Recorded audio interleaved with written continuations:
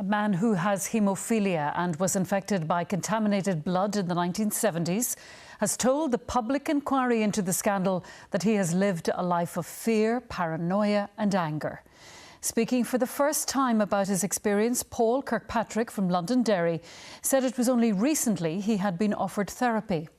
It's thought about 100 people, including their families, are affected in Northern Ireland. Our health correspondent Mary-Louise Connolly has been at the inquiry, which is now sitting in Belfast. Waiving his anonymity, Paul Kirkpatrick told the inquiry he has lived a life batting away clouds, including potentially living with AIDS, CJD and cancer. He was the first to give evidence here as someone who had contracted hepatitis through contaminated blood.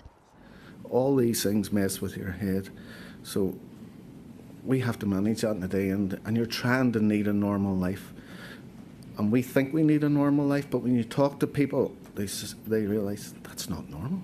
Paul's a haemophiliac, and like so many others across the UK, he was treated with contaminated blood in the 1970s.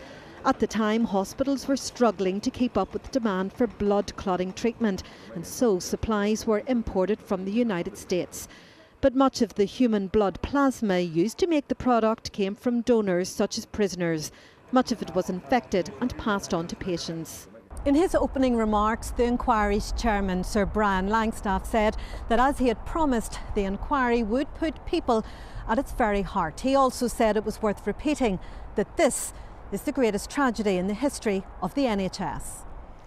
While some witnesses have asked for their identity to be protected, they still want their story told. Bridget Campbell spoke on behalf of her father, who died after contracting hepatitis and HIV. She said the stigma attached was horrendous.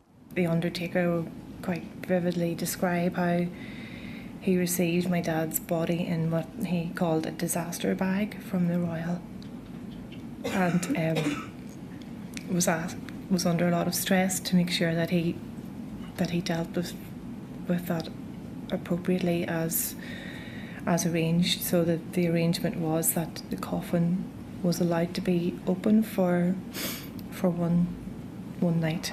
The inquiry's chairman is hearing evidence in Belfast this week and will explore allegations of a high-level cover-up with government and the health service. What's emerging is the huge financial disparity that exists between witnesses across the UK, with Northern Ireland being at the very bottom of the pile. In England, on day one of the inquiry, an uplift was announced. That hasn't happened here, and witnesses are being told it's a devolved matter. Witnesses say such a tragedy should not be allowed to happen again. Mary-Louise Connolly, BBC Newsline.